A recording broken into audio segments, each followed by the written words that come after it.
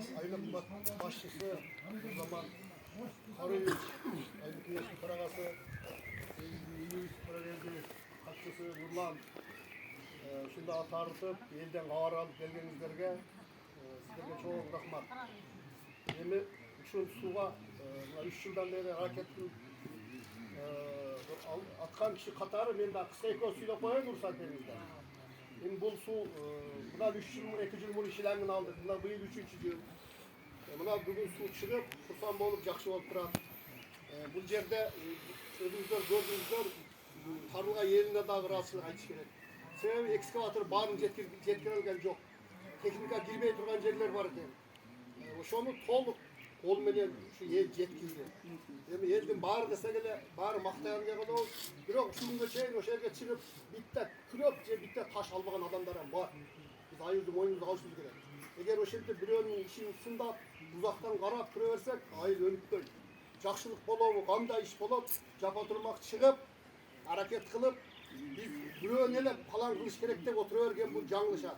Her bir adam balası жашоого келгенден кийин bir нерсени кылып, bir нерсени аракет кылып, себеби бул инсанга көп Кудай Таала мүмкүнчүлүктөрдү берген, көп жакшы нерселерди берген. Ошону биз пайдаланып, көчөнү оңдош, жарыктандырыш, суу чыгарыш, асфальт кылыш, şu нерселерди баары биз өзүнүн аракетибиз менен кылыш керек. Бул өкмөт кылып берет, же мына кылып берет деп өкмөттөн берген акчаны мына эртең мына тендерчикти айтты, эртең тендерчикти чакырабыз мына жерге, канча акча бөлүндү. Мисалы үчүн былтыр 180 миң акча бөлүнгөн. 180 миң акча бөлүнгөн акчаны берип койбойт экен. Тендерчиктин соспонду бар экен, налогу бар экен, өзүнүн расходу бар экен. Илгертиктин сөзү бар, эшегинен чому кымбат дейт. Ошон үчүн бир нерсе болуп атканда муну документине көп акча кетип калат экен.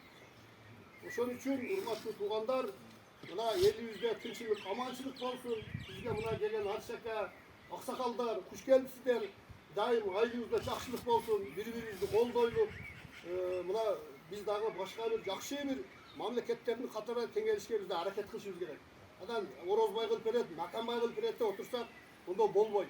Ушундай жакшылык нерселерге ынтымактуулук менен чыгып, биримдик менен кылып, анан айыл өкмөт башчы жакшы келипсиңер.